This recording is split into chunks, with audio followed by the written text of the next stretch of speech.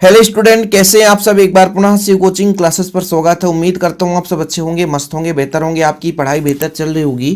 Class 12 physics NCERT में chapter 12 चल रहा है, जिस चैप्टर का नाम है परमाणु अर्थात एटम। आज के इस लेक्चर में आप लोग सीखने वाले हैं स्थायी कक्षा में इलेक्ट्रॉन की ऊर्जा कितनी होती है। मान लीजिए जो आपका इलेक्ट्रॉन है वो पहले कोर्स में यानी पहले कक्षा में है, या दूसरे कक्षा में है, या तीसरे कक्षा पे है, तब उस इलेक्ट्रॉन की एनर्जी कितनी होगी। जैसा कि आप लोगों को पता है कि जो नाभिक होता है उसके चारों ओर वृत्ताकार पथ पाया जाता है जहां इलेक्ट्रॉन चक्कर लगाती है। ये हमारे बोर साहब का परमाणु मॉडल बताता है और उम्मीद करता हूं कि आप लोग अच्छे तरीके से है ना इसके पीछे जो हमने लेक्चर प्रोवाइड किया है उसे आप लोग देखे होंगे। जैसे मैं बात करता हूँ, ये पहला कोर्स है, पहला कोर्स बच्चों। इसके बाद दूसरा कोर्स होगा n बराबर 1, n बराबर 2, n बराबर 3। ठीक है, ये हमारा दूसरा कोर्स है। और दूसरे कोर्स के फिर बाहर में तीसरा कोर्स होगा। और इसी प्रकार से परमाणु में क्या होता है, नाभिक होता है, नाभिक के चारों ओर वृत्ताकार पथ होता है जहां इलेक्ट्रॉन चक्कर लगाते हैं। ये तो सबको पता है। यहाँ पर आपका यदि मैं कह दूं n बराबर, तो आप कहोगे 1, फिर आप n बराबर स्मॉल n मतलब कक्षा 2, फिर आप यदि यहाँ पर कहोगे तो n बराबर 3। ये नाभिक के चारों वृत्ताकार पथ है जहाँ पर इलेक्ट्रॉन चक्कर लगाता है। मैं मान के चलता हूँ यहाँ पर इलेक्ट्रॉन है और इसके बीच की दूरी r है नाभिक से, तो ये त्रिज्या कहला जाती है। और त्रिज्या के लिए थ्योरम मैंने आपको कराया था, जो कि आप लोगों ने r का मान फाइंड किया था बच्चों। ये r का मान जो था वो आया था epsilon not n square h square upon pi m e square. इसे आप लोगों ने पढ़ा था। अब यहाँ पर इसको हम यूज में लाएंगे तो आप लोग परेशान मत होना। जैसे किसी भी कक्षा में स्थित इलेक्ट्रॉन की जो ऊर्जा होती है, तो उस इलेक्ट्रॉन के गतिज ऊर्जा और उस इलेक्ट्रॉन के स्थितिज ऊर्जा के बराबर होता है। तो मान के चलते हैं एक इलेक्ट्रॉन जिसका द्रव्यमान m है, तब वो किसी कक्षा में v वेग से गतिशील होगा। ठीक है, तो कहीं ना कहीं मैं यहाँ पर लिखता हूँ माना m द्रव्यमान, माना m द्रव्यमान का इलेक्ट्रॉन अभी तो फिलहाल मैं यदि आपसे कह दूं कि v चाल से गतिमान है, या v वेग से क्या है, गतिशील है, v वेग से गतिशील है।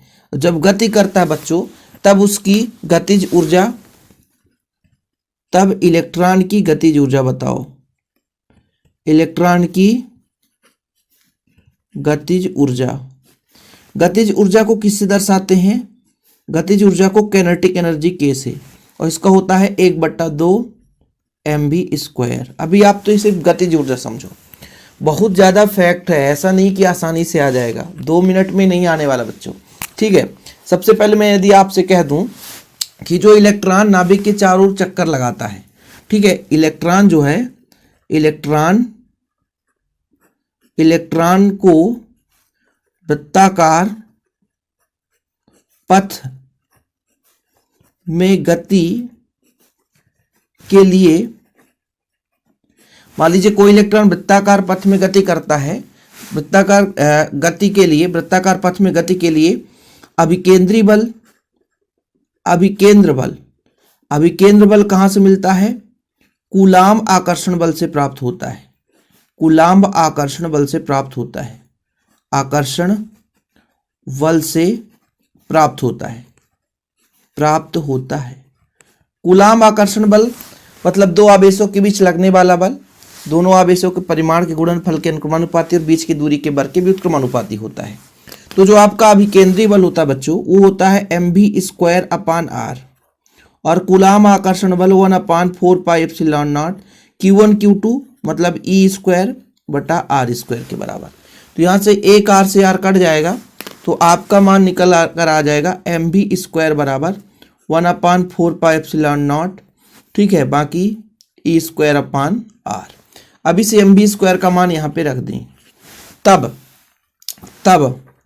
तब आपका k बराबर निकल कर आ जाएगा। वैल्यू पुट कर दो भाई साहब। जब वैल्यू पुट करोगे तो 1/2 रहने दीजिए, m का m रहने दीजिए, 1/4 pi epsilon not e square upon r, कुल मिलाकर के e स्क्वायर अपान 4 दूना 8 हो जाएगा ना, 4 दूना 8, और भाई m से m काट देते तो और अच्छा रहता, लेकिन कोई बात नहीं, m के जगह एम बी स्क्वायर की जगह डायरेक्ट पूरा मान रख दे रहे हैं ना, एम बी स्क्वायर की जगह, तो m से m कट ही जाएगा, क्योंकि यहाँ पे पूरा एम बी स्क्वायर की जगह ही वैल्यू पुट कर दी एम बी स्क्वायर की जगह, तो ये खत्म हो जाएगा। तो ई स्क्वायर 4 दूना 8 पाई एप्सिलॉन नॉट आर, ये हमारे पास k का मान आ चुका है बच्चों। मतलब इस नाभिक के चारों ओर कोई मान लीजिए चारों वृत्ताकार पथ पर इलेक्ट्रॉन, कोई भी इलेक्ट्रॉन चक्कर लगा रहा, तब उस पर गतिज ऊर्जा कितना होगा, ये निकल कर आ गया। अब स्थितिज ऊर्जा आप लोगों ने पढ़ा होगा, ठीक है, कि आर त्रिज्या की कक्षा में परिक्रमा कर रहे इलेक्ट्रॉन की स्थितिज ऊर्जा कितनी होगी। तो यहाँ पर स्थितिज ऊर्जा, यहाँ पर थोड़ा देखिएगा, आर त्रिज्या के कक्षा में परिक्रमा कर रहे इलेक्ट्रॉन की स्थितिज ऊर्जा, स्थितिज ऊर्जा कैसे निकालेंगे बच्चों। स्थितिज ऊर्जा का फार्मूला होता है U अपान, वही सिस्टम रहता है 4 pi epsilon not Q1 Q2 बटा R। Q1 E आपका प्लस रहेगा नाभिक के धनावेश पर, लेकिन स्थितिज ऊर्जा पर जो इलेक्ट्रॉन होता है ऋणात्मक, इसको लेना पड़ेगा। ये आपका होता है बच्चों स्थितिज ऊर्जा, मतलब माइनस का E square upon 4 pi epsilon not R। अब जो कुल ऊर्जा निकल कर आएगा बच्चों, तो हमारे पास जो स्थितिज ऊर्जा है और जो आपका गतिज ऊर्जा है, दोनों के योग के बराबर होगा। गणना कर रहे हैं, ऐसे आसानी से नहीं हो पाएगा, 2 मिनट में तो नहीं हो पाएगा, जो बच्चा सोचेगा तो ऐसा नहीं हो पाएगा। अतः इलेक्ट्रॉन की कुल ऊर्जा, अतः इलेक्ट्रॉन की कुल ऊर्जा, इलेक्ट्रॉन की कुल ऊर्जा कैसे निकलेगी बच्चों, दोनों को जोड़ देंगे, मतलब E बराबर आपका हो जाएगा K प्लस U।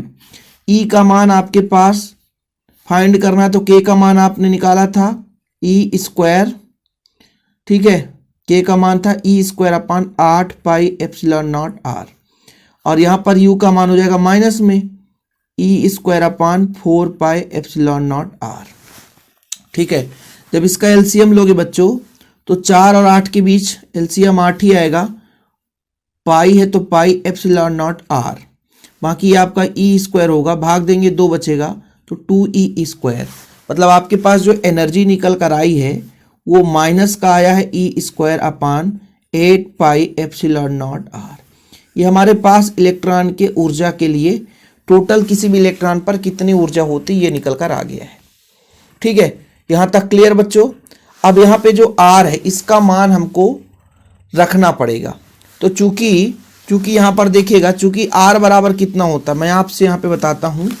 चूंकि R बराबर होता है, यानी किसी भी कक्षा की त्रिज्या R बराबर किस किस पर निर्भर करता है, एप्सिलॉन नॉट n स्क्वायर और h स्क्वायर, जहाँ h प्लांक नियतांक होता है, पाई होता है m e स्क्वायर, या करके जब मैं इसको 1/r करूँगा तो भाई साहब ये पूरा बदल जाएगा, पाई m e square upon epsilon not n square h square.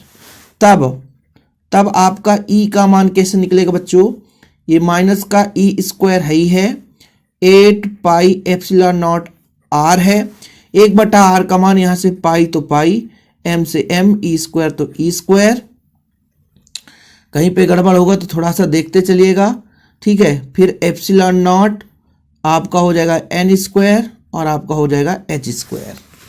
यहाँ तक क्लियर बच्चों। यदि इससे हम कैलकुलेट करें तो कितना निकल कर आएगा, ये आपका हो जाएगा माइनस का E स्क्वायर, यहाँ तो यही निकल कर आ रहा है, और आपका मान लीजिए द्रव्यमान है तो m हो जाएगा।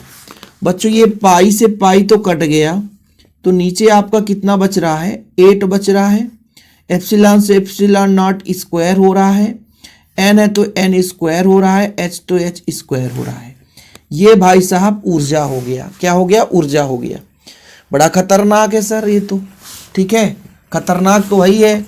और जहां यहाँ पे स्मॉल n क्या बताता है बच्चों, स्मॉल n ये बताता है कि कौन से कोष की बात चल रही है। अब चूंकि एक इलेक्ट्रॉन पर आवेश कितना होता है, 1.6 × 10⁻−19 कूलम, ठीक है। m का मान कितना होता है, 9.11 कर लो गुणे 10⁻31 किलोग्राम, एक इलेक्ट्रॉन पर द्रव्यमान हो गया। और एप्सिलॉन नॉट का मान बता दो,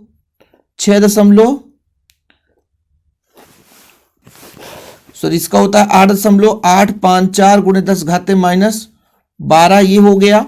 और बच्चों जब आप वैल्यू पुट करोगे, एप्सिलॉन का हो गया, एन का मान हमें तो 1 2 3 उच्च कक्षा पर रहेगा, निर्भर करेगा, एच प्लांक नियतांक, वह h बराबर आपका मान है बच्चों 6.6 × 10⁻−34। और जब इसको पूरा वैल्यू पुट करते हो तो एक लंबा चौड़ा आंसर आता है। ठीक है, इसको आप एक समीकरण दे सकते थे, जो भी समीकरण होता, इसलिए ई बराबर मान रखने पर हमें मिलता। इसका कैलकुलेशन करना थोड़ा सा हार्ड है, आप लोग कैलकुलेट करते रहना बच्चों। तो कैलकुलेशन में आपका आएगा 2.18 × 10⁻−18। ठीक है, और n बचता बच्चों तो n², ये जूल है। इसको जब हम इलेक्ट्रॉन वोल्ट में बदलते तो चूंकि एक इलेक्ट्रॉन वोल्ट बराबर 1.6 × 10⁻−19 जूल है। तो फिर 1 जूल बराबर निकालते और इसमें क्या करते, गुणा करते। भाई 1 इलेक्ट्रॉन वोल्ट बराबर इतना जूल, तो 1 जूल बराबर मतलब भाग देंगे। तो इसको यदि इलेक्ट्रॉन वोल्ट में बदलना बच्चों, तो इसमें यदि इसका हम भाग दे देंगे तो आपका मान जो आएगा, ये ऋणात्मक है ना, तो ऋणात्मक ही रहेगा। मान आएगा बच्चों 13.6। ये मान तो सबको पता है, 1 इलेक्ट्रॉन वोल्ट बराबर, ठीक है, 1.6 × 10⁻19 जूल, और n² हो जाएगा, ये आपका इलेक्ट्रॉन वोल्ट आ जाएगा। ये बच्चों इलेक्ट्रॉन वोल्ट एनर्जी आ चुका है कि भाई साहब किसी भी इलेक्ट्रॉन की ऊर्जा कैसे निकालेंगे, किसी भी इलेक्ट्रॉन की ऊर्जा कैसे निकालेंगे। अब जब यहाँ पे मैं बता दूं आपको, जब यदि हम बोल दें कि n बराबर पहले कोष में इलेक्ट्रॉन की एनर्जी, तो E बराबर आप कहोगे कितना हो जाएगा, E बराबर हो जाएगा 1 रखेंगे, तो यहाँ पर बचेगा -13.6 इलेक्ट्रॉन वोल्ट। अब जब बच्चों n बराबर 2 हो जाएगा तो इसका मान कैसे आएगा, E का मान कैसे आएगा, ये E1 था, ये E2 हो जाएगा। 13.6 माइनस का 2 दूना 4, तो कितना हो जाएगा, 4 दूना 8, 4 3 12, और फिर आपका 4 चौको 16, मतलब 3.4 इलेक्ट्रॉन वोल्ट। ऐसे जब आप n का मान 5 रखोगे, n का मान 5, तो आपका आ जाएगा बच्चों आगे चलकर 0.54 इलेक्ट्रॉन वोल्ट। तो ऐसे n का मान आप बढ़ाते जाओगे तो किसी भी परमाणु के कोष की यानी कक्षा की एनर्जी निकल कर आ जाएगी। यही एनर्जी आप लोगों को डाउट में रहता कैसे निकलेगा। अब इसका कैलकुलेशन लोगों को बहुत टफ लगेगा, बिल्कुल लगेगा। यहाँ पर इलेक्ट्रॉन का मान यहाँ पर रख देंगे, लेकिन यहाँ पर एक थोड़ी सी मिसप्रिंट है भाई साहब।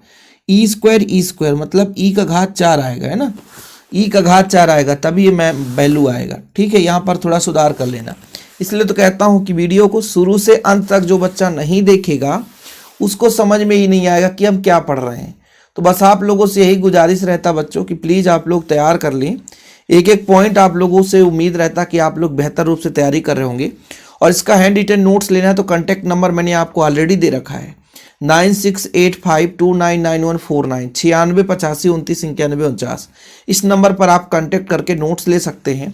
ये स्थायी कक्षा में इलेक्ट्रॉन की ऊर्जा की वैल्यू फाइंड हो चुकी है। किसी भी कोष में इलेक्ट्रॉन हो उसका आप मान आसानी से निकाल सकते हैं इस फार्मूले की सहायता से। n का मान आप बढ़ाते जाओगे, कोष में जो इलेक्ट्रॉन की ऊर्जा है वो निकल कर आती जाएगी। ओके बच्चों, स्क्रीनशॉट लेना है तो ले सकते हैं। फिलहाल आप लोगों को वीडियो भी पसंद आया होगा, लाइक करके शेयर कर दें। टेलीग्राम का लिंक जो है डिस्क्रिप्शन पे मिल जाएगा, या हमारे सोशल मीडिया का जो भी प्लेटफॉर्म है, इंस्टाग्राम, फेसबुक, सब कुछ डिस्क्रिप्शन पे लिंक रहता है बच्चों, आप हमारे साथ जुड़ सकते हैं। ओके, जय हिंद, वंदे मातरम।